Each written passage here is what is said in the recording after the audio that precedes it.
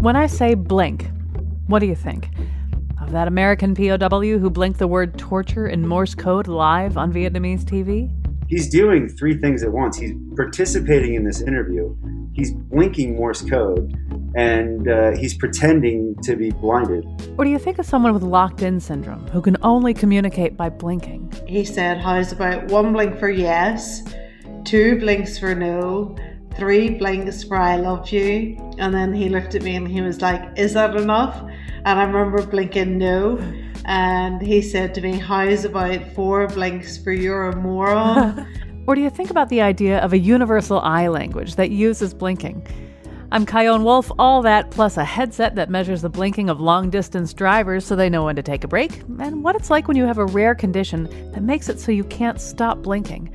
That's coming up next on Audacious, right after the news.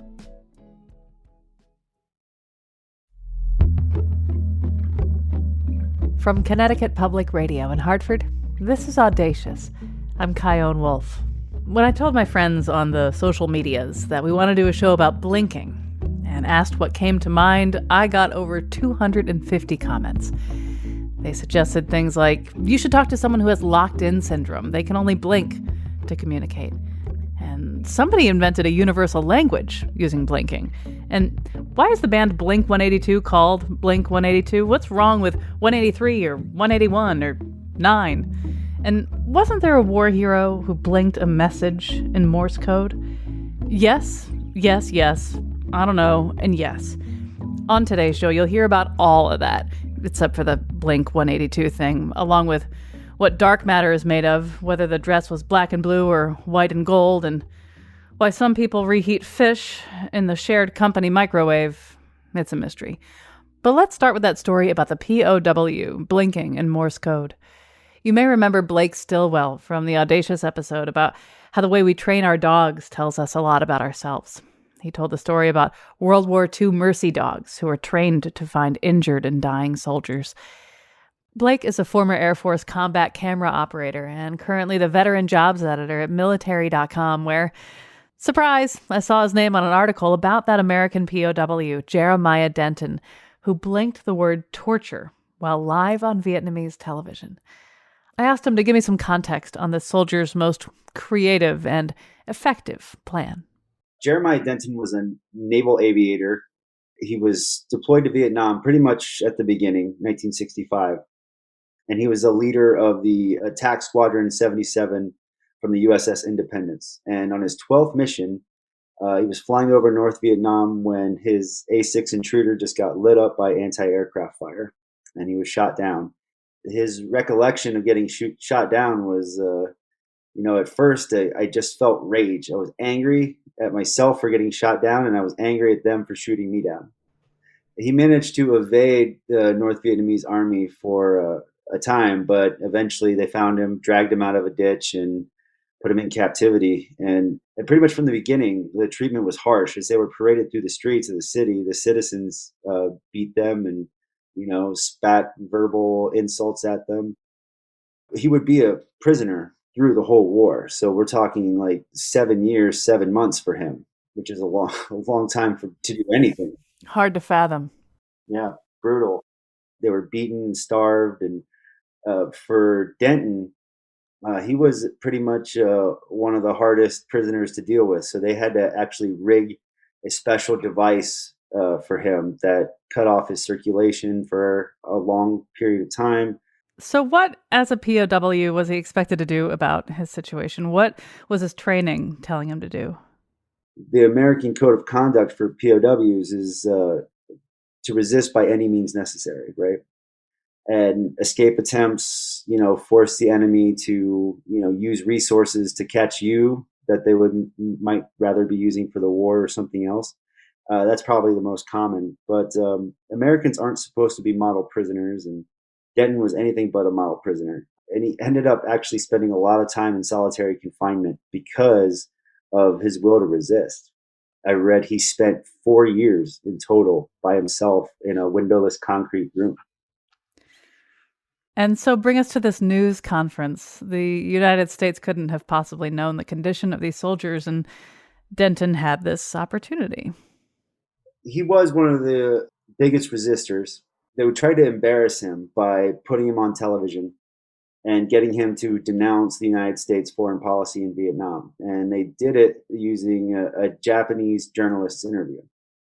So when he walks out, he's wearing his prison garb, and they keep asking him, do you support the government? And his response was, I don't know what my government's policy is at this moment, but I support them whatever they do.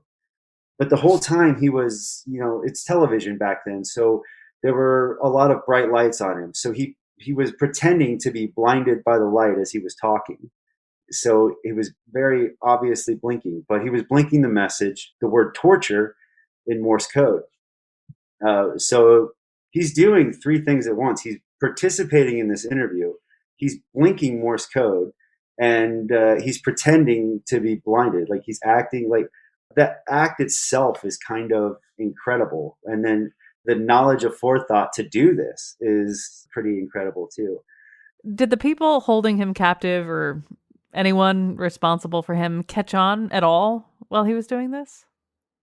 They didn't even realize that he did it, actually. I think I read somewhere that the North Vietnamese didn't realize that he blinked that until like 1974, after the Americans were already gone. But because he didn't really participate in the interview the way that his captors wanted him to, he was beaten with fan belts for the rest of the night. And you can see on YouTube the video of him in this televised interview blinking in Morse code. We'll have it up on our webpage too. It is wild to see him having the wherewithal to do it. You can see the resolve on his face when you do it. You can see the look in his eyes. And the man, by that point, had already endured so much that it's a testament to the resiliency of some people. American, not American. I mean, people do amazing things, and even under the worst of conditions. And it's a really great story. Blake Stillwell, thanks for talking to me about it. Yeah, no problem. Rear Admiral Jeremiah Denton's book about his time in captivity, When Hell Was in Session, was made into a 1979 film of the same name with Hal Holbrook. He served as a U.S. Senator representing Alabama from 1981 to 87, and he died in 2014. He's buried at Arlington National Cemetery. Now imagine you've been driving for a while, like for a long, long while, and no matter how many swigs of coffee you take, no matter how cold the wind is coming from the window that you keep rolling down and back up and back down again, or how loud you blast whichever public radio station is coming through your dial, you can't help it. You're getting groggy. Very groggy. Now, some of these stats might perk you up. According to the National Highway Traffic Safety Administration, drowsy driving crashes are the cause of injuries to 50,000 people and nearly 800 deaths in a year. Most of these crashes happen between midnight and 6 a.m. or in the late afternoon, which happen to be the times of day in which people experience dips in their circadian rhythm, the human body's internal clock that regulates sleep. But for some long-distance drivers, this problem is noticed and addressed way before BBC World Service comes on, thanks to a headset worn on the ear. It rests right at the base of the eye, and it measures blinks. That's called Vigo. I heard more about this little device from its creator, Jason Gui. So I studied engineering at the University of Pennsylvania. And in the last year of mechanical engineering, basically, everyone's tasked with solving a problem, basically, for your senior capstone project. And the problem we wanted to solve was actually falling asleep in class. Because, as students, it's like you fall asleep all the time, especially in all these boring engineering classes. And so we came up with all these fancy ideas about like an air conditioner you wear in your backpack and it blows cold air through you, or some kind of electric shock. We came up with all kinds of ideas.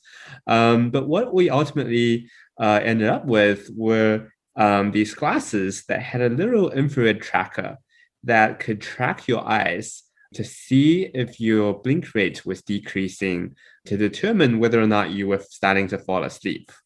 And we were a little team of 4, and ultimately we won a whole bunch of awards in college for creativity and innovation. and all that. And all the professors were like, wow, like I really need this for all my students. Like you should really commercialize this. You should really build this and, I'm going to want to have all of my students wear that in class and then no one will fall asleep. So that's kind of how it all started out. Okay, so you bring this thing to market with the help of some more developers, but it turns out that students aren't the ones who are most interested in this kind of device, right? Drivers were super interested in this product because if you fall asleep while driving, then that could be catastrophic. Like, falling asleep in class, there's no bad consequences. But if you're a driver, especially a professional driver who's on the road all day, falling asleep while driving could actually cost you your life. And so that's how we sort of decided to target drivers. Professional drivers such as truck drivers, taxi drivers really needed a product like this.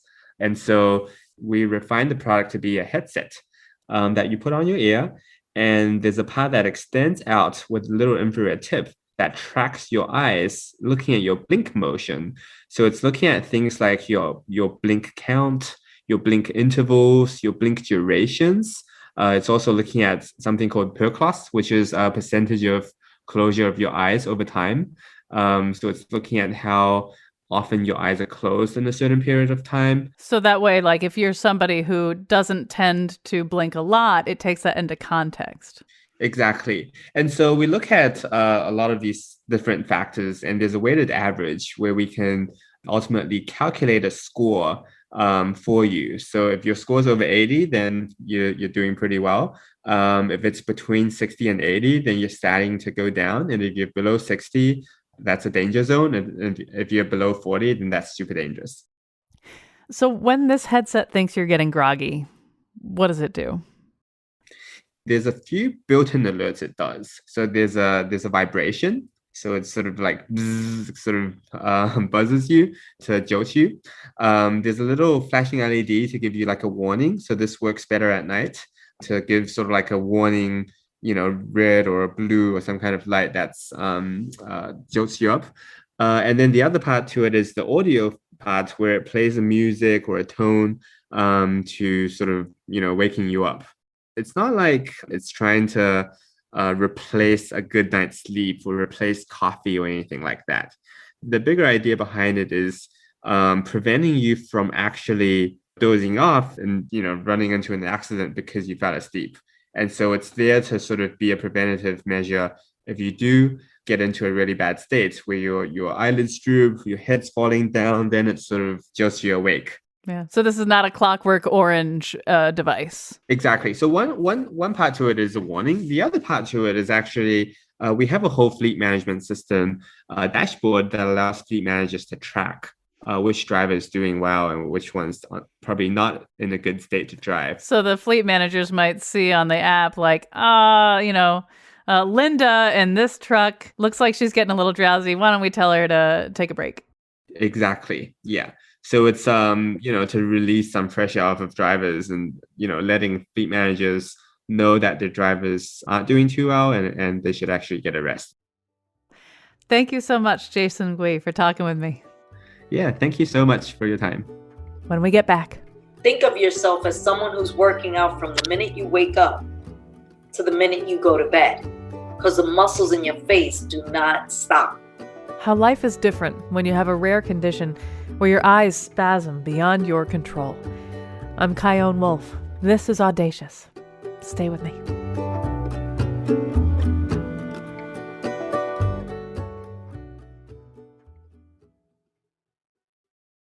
This is Audacious. I'm Kyone Wolf. Today, blink. We're hearing stories about blinking as a signifier about other things going on in the body and as a tool to communicate. One condition where blinking is hard and sometimes impossible to control is a rare disorder called blepharospasm.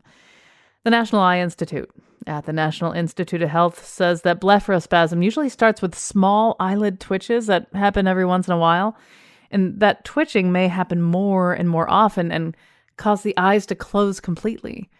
To make matters worse, complications from the twitching and blinking may affect other parts of the face and neck. That can make it hard to do everyday things like reading or driving or generally expanding your horizons and connecting with people. Doctors aren't sure what causes it. They can't say for sure how many months or years it'll last or how bad it'll get. And while there are treatments, there is no cure. Nancy Rosa of Poughquag, New York, spent some time with me and my producer Jessica on Zoom to talk about her life with blepharospasm. I asked her to tell me when it all began. 5 years ago, I was celebrating my 50th birthday. My oldest daughter, who came in from Florida, she just realized that I was blinking a lot. I have lupus as well. So she said, "Mom, you're blinking a lot." I said, "It must be the lupus. My eyes are getting dry." And this was in March. By June, the blinking became really where it was impairing my functionality. And I'm trying to drive to work and so forth. So I'm holding one eye open and driving. And then when I got tired of holding that eye open, I would switch to the other one, hold it open. Then I went to see the doctor in September. He says, "You're suffering from blepharospasm." And I had no clue what that was. So I'm like, "What is that?" I'm like, "So what do I need to do so that this can go away?" He said, "There's no cure for it." What did it feel like to hear that? It's heart-wrenching. I'm a party person. This condition has changed that. So they recommended Botox, but Botox can only be administered in different quantities. They have to start you off at the lowest dose. Every time they inject you, it's just, okay, let's try the 25 milligram. Did absolutely nothing. Went to 50 milligrams, nothing. Went to 100 milligrams, nothing. Meanwhile, you are still having these spasms. You're still having to hold your eye open with your fingers as you're driving. You're blinking all the time. What kind of reactions would you get from people, at least that you could perceive? Many people couldn't understand what it was like. People were funny at my job, and I'm okay with jokes and I can get over it. The guys would be like, "Hey, Nancy, just duct tape your eyes up." You take it with a grain of salt because they don't understand the severity of it. Because of the spazzing, I tore the muscles in my eyes. And that's why they couldn't even stay open when I tried to keep them open. So even though I was forcing my eyes to be open, the muscles had torn away. So your doctor had to operate to tie the muscles back up. And for me now, because of the surgery and the 100 milligrams of Xeomin that I'm on, I'm able to drive again, because for 2 years, I couldn't drive at all. There was no way I can get behind the wheel of a vehicle, not even to get out of my driveway. So it's clear that this has affected you physically in so many ways, but how's this affected you emotionally? Tremendously, because I felt I lost who I was. From being a very confident woman, always feeling very pretty, always feeling secure of myself. It really took it away from me, and where I didn't want to see anyone. I didn't really want people to see me. And even though I was still going to work, I lived in sunglasses. And I would work like this. Like holding your eye up? Holding my eye, because at that time the muscles would, even now, if I'm having a bad day, I'll hold the eye open. But back then, the muscles were torn. So the only way to work was to hold the eye open. So with the shades down, I would work and then I would switch like this. So not too many people really knew the full effect of what I was suffering with. And the extreme sensitivity to light. You really do have extreme sensitivity to light. Yeah, when we connected, you were wearing these big, dark sunglasses, which if I were to see you out and about, I would think that lady has a vision impairment. Well, you'd be surprised. Some people are like, "Oh, she feels she's too cool for herself." It's like some vanity effect. But I had to have them because the light from the computer does affect me. But because I want you girls to see what this is like, I feel comfortable enough to show you girls so you get a real view of what's going on. And if you notice when I speak, it's just this facial part, like all these muscles here are working so hard. And your cheek and your chin. Yes. All this is working really hard because I'm trying really hard to keep the eyes open, to focus on you girls. And I lick my lips a lot. I'll try to like keep the face a certain way because the muscles are just going. And so you're exhausted by the end of the day. You're really exhausted because think of yourself as someone who's working out from the minute you wake up to the minute you go to bed, because the muscles in your face do not stop. If you could go back to 5 years ago when your daughter was like, Ma, your eyes, you're blinking more than usual, and pass along some wisdom to yourself, what would that wisdom be? It's an emotional struggle. I put my faith in God. That's the only thing that has worked for me. And I'm sorry if I get a little emotional, but just be kind to yourself. You've got to give yourself the best life you can. Just last year, I signed up as a volunteer firefighter. I'm not fighting fires, but I am part of the rescue squad and part of the fire police.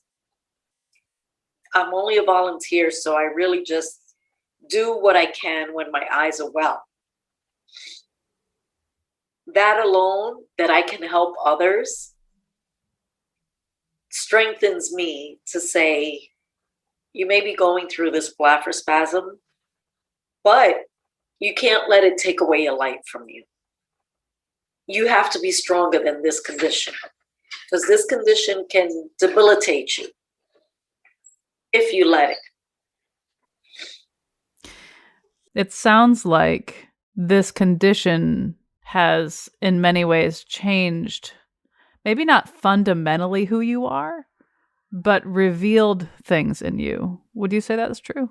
Yes, I would say it's true.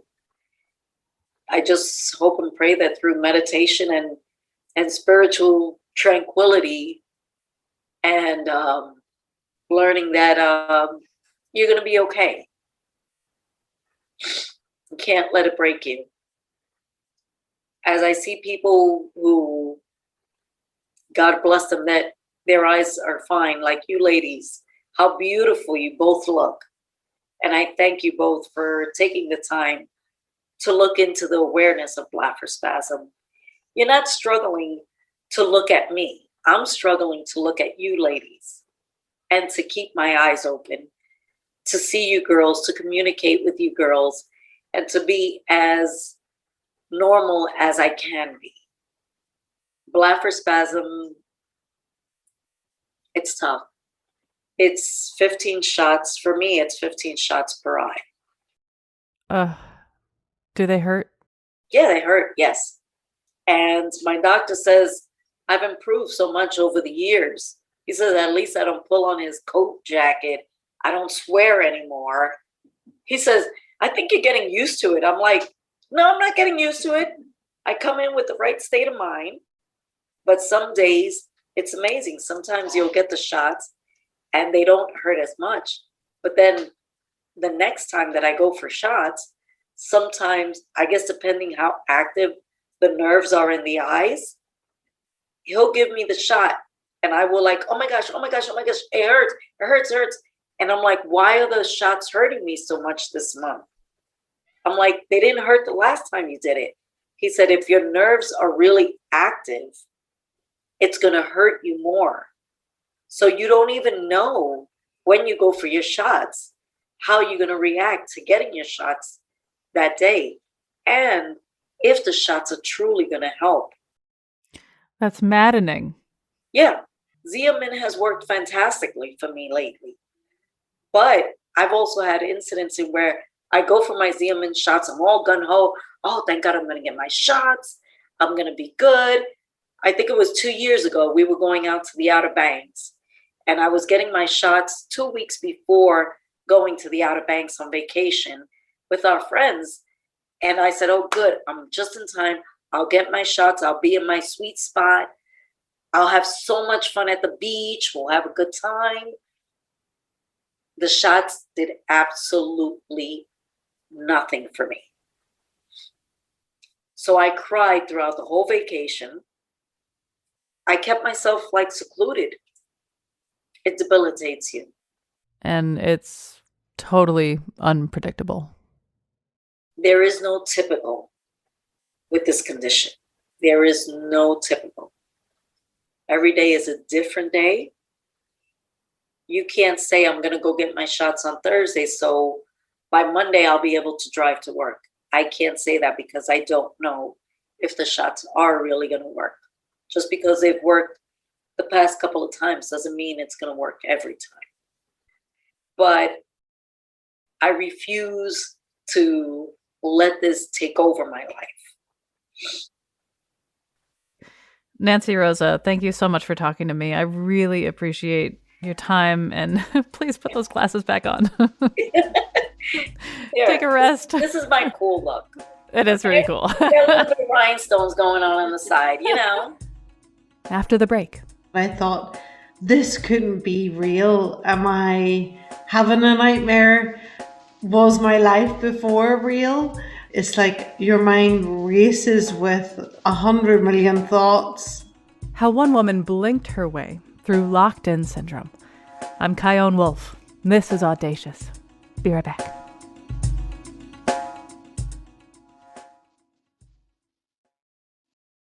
This is Audacious. I'm Kyone Wolf. Locked-in syndrome is exactly what it sounds like. You wake up after a stroke, a traumatic brain or spinal cord injury, an infection or an overdose. You can see and think and reason and process the world around you, but you cannot move. All you can do is blink your eyes. People with locked-in syndrome eventually may learn to use blinking to communicate. And so do people who struggle to vocalize because of conditions or diseases like ALS, multiple sclerosis, cerebral palsy, or Parkinson's. So what if there were a universal eye language so that anybody, regardless of the spoken language around them, could communicate via blinking? Well, that's a great idea. And Dr. Hemanghi Sane led the team that developed the world's first eye language. It's called Blink to Speak. Dr. Sane is the founder and president of the Asha Ek Hope Foundation and the deputy director of Neurogen Brain and Spine Institute in Mumbai, India. And she has ALS. Blink to Speak is based on 8 eye actions. Eyes shut, blink, look left, look right, look up, look down, wink, and eye roll. I know a few people who are especially good at the eye roll part.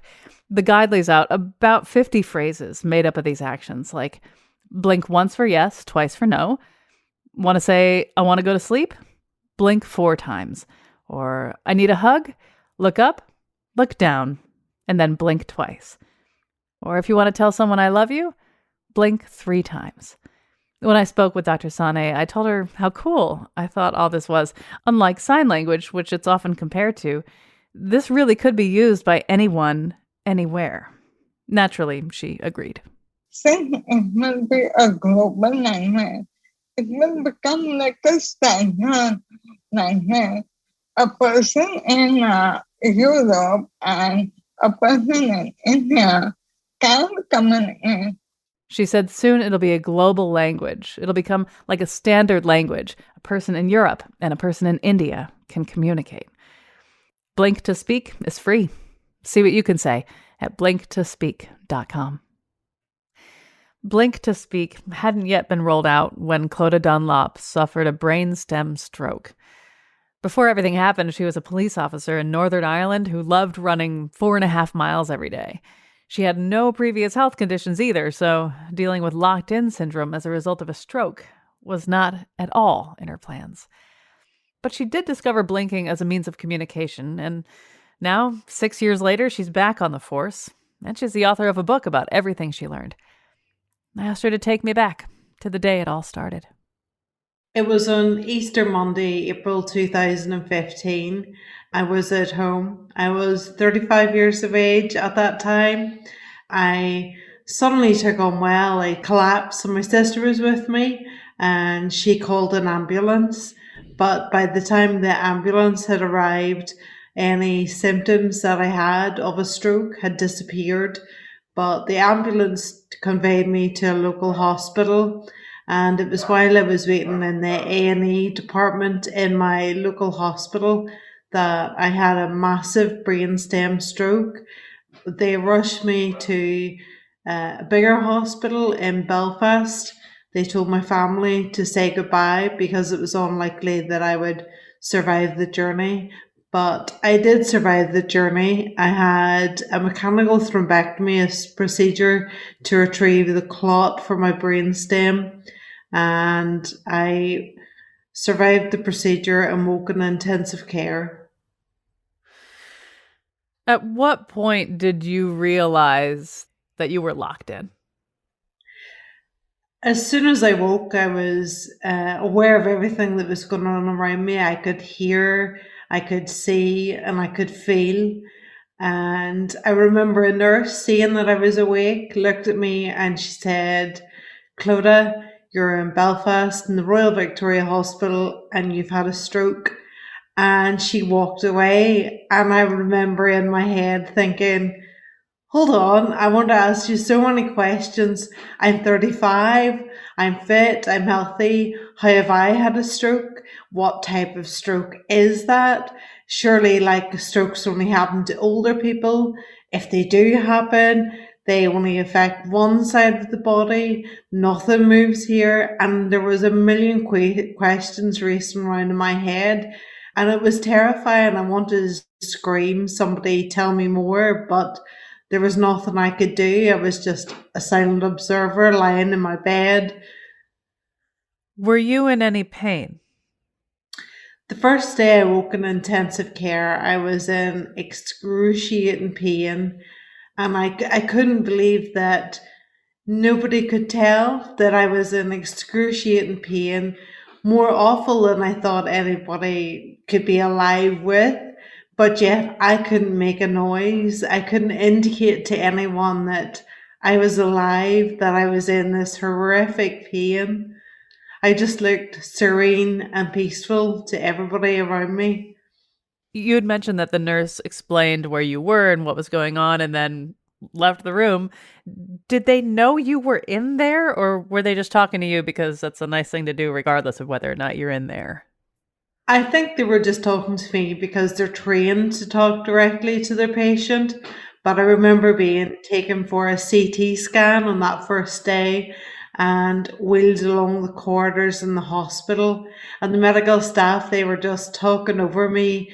And I was lying in my bed in this excruciating pain and didn't know what was happening. I didn't know what was going on.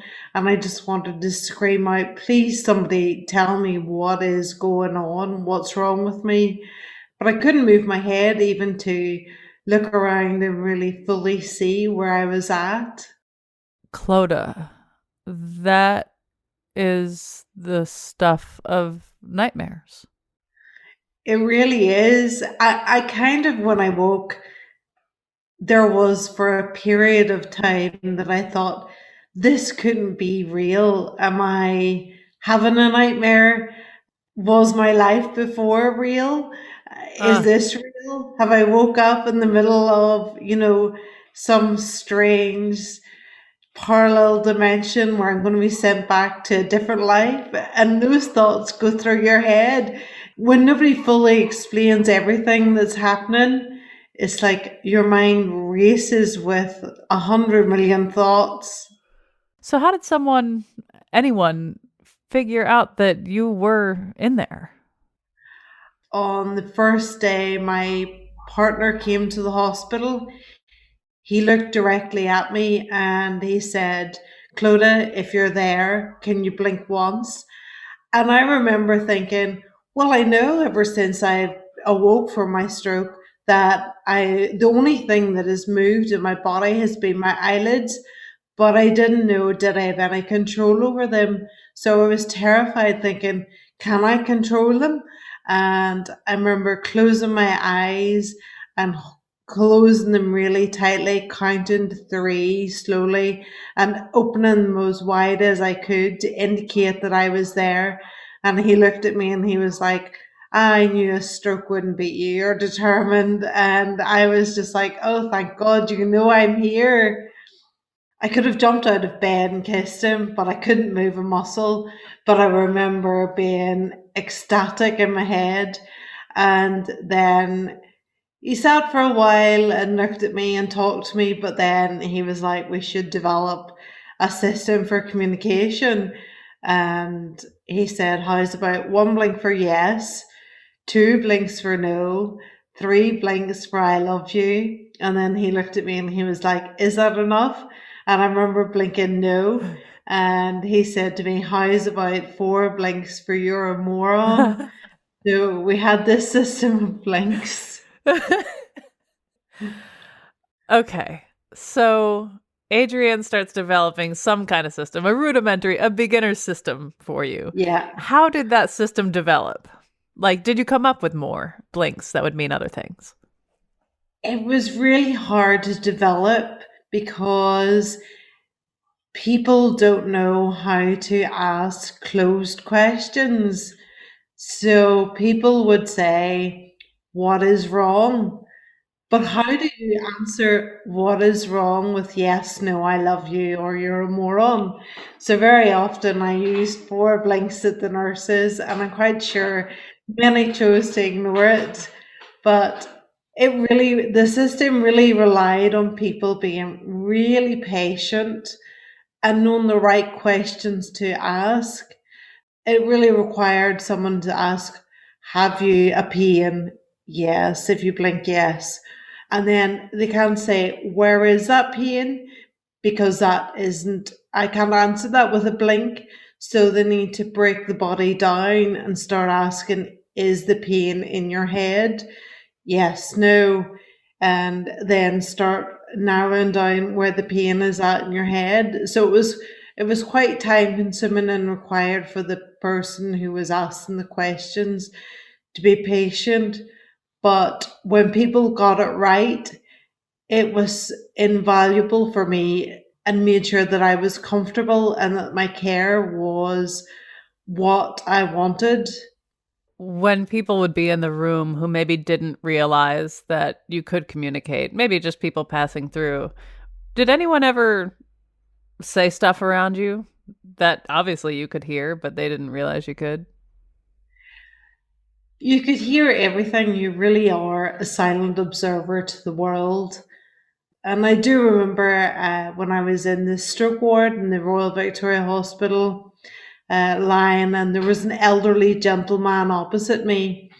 I could tell there was something wrong, that his life was ebbing away, and I wanted to like hit a nurse call button to scream for help, but there was nothing I could do. I just lay and I watched him, and I lay and I watched until the machines started beeping and the nurses and the medical staff come in and they drew the curtains around and everything was high octane. You could tell they were fighting to save his life, but then there was silence and you knew he's lost his battle to live.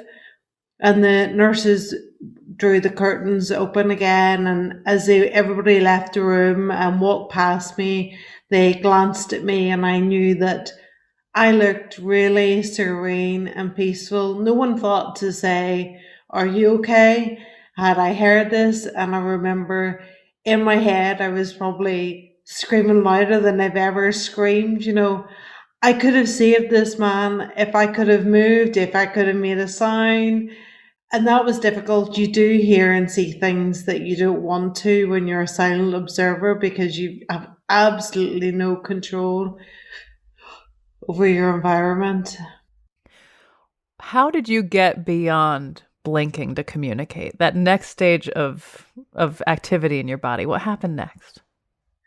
It was wonderful. I was assessed by speech and language therapy, and they assessed that cognitively I was okay and that I was able to spell. And I was issued with an eye gaze spell board. It was an electronic board where I would look at the letters that I wanted to use to spell out a word.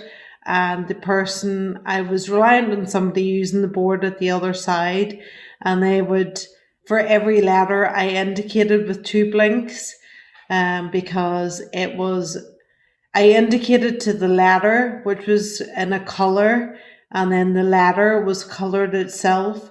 So the person at the other side of the board would see me blinking at a color. And it's kind of like predictive text in your phone, where it worked out what I wanted to say and I could spell out. And that really was liberating. And it really changed for me. Having locked in syndrome and not being able to communicate was horrific. It really is your worst nightmare. Imagine being buried alive, but people are walking past you and your loved ones are around you, and you've no way really of communicating. But suddenly, the world that I knew before, being able to communicate and tell people what I thought and what I felt, life became so much more bearable when I could communicate that I had an itch, that I was uncomfortable, or to ask people to tell me about their day and general conversation. And nurses began to use the spell board when they were talking to me, and some would take real time and patience to get to know me. And that was wonderful. And for the first time, I remember thinking, if I have locked in syndrome forever, I could cope as long as I am able to communicate. Which shows the power of being able to communicate in any way possible. It really, I don't think I'd ever fully appreciated the gift of speech and being able to talk. I don't think I fully appreciated the gift of sight, being able to see people's facial expressions, because communication is more than just speech. It's body language, it's facial expression. And I never really appreciated it until I had locked in syndrome. For me, when I would spell out, I could say to somebody, I'm really cross. And they would be like, okay, and quite blase about it because I had no facial expression. They were just words on paper. So I find that sometimes I had to use offensive language to emphasize that I was angry or upset. And if I made a joke, whilst I would spell it out, people wouldn't laugh because they'd think, is she serious or not? And suddenly I realized humor really is based on the tone of your voice and the facial expression. And so very often if I said something that I wanted to be humorous, I had to write lol, lol, so that people would get that I'm laughing. So it definitely taught me a lot about communication, that it's more than just a spoken word. After you were able to begin communicating more and developing your communication skills, what got you out of the hospital? Like, what was that leap you had to make so you could get home? There was no leap. But I think the defining moment for me was when my best friend came to visit me in hospital and I was spelling out to her. And people had a real bad habit of finishing your sentence for you, assuming they knew what you're going to say. And I think she, as my best friend, thought she knew me well and would finish my sentences. But I had wanted her to get my medication for me, but she never let me finish spelling out tablets. She kept saying, I don't know what's on the table. What do you want on the table? And as I got more agitated, I guess I became more frustrated in what I was spelling out, just angry thoughts. But in my anger, I for the first time in my life, I could understand why people commit crimes of passion, because I thought, if I could get out of this bed, I would kill you. Literally, I have never felt so much anger in my life. I'm not an angry person. But in that moment of anger where I thought, if I jump out of this bed, I'm going to strangle you, both my arms moved about half a centimeter, and I made this god awful noise that sounded, my friend says it sounds like a dying pig, but all the nurses came in. My best friend was crying, and I was making this sound like a dying pig. And suddenly the nurses were like, "That's you, Clodagh, making that noise?" And they started jumping up and down. They were so happy. And then my best friend and I, when we realized that I'd made noise, we started to laugh, and that was the first moment that I guess I had real hope about the future, that maybe, just maybe, I might be able to talk again someday. It's been 6 years, more or less, since all this started. Is there anything that you wish had gone differently, other than the stroke not happening in the first place? I think other than the stroke not happening, I think for me, communication is so important. I felt that in intensive care, I might die because I couldn't communicate. I had no way of indicating to staff that I was in the most awful pain, that I was excruciatingly hot.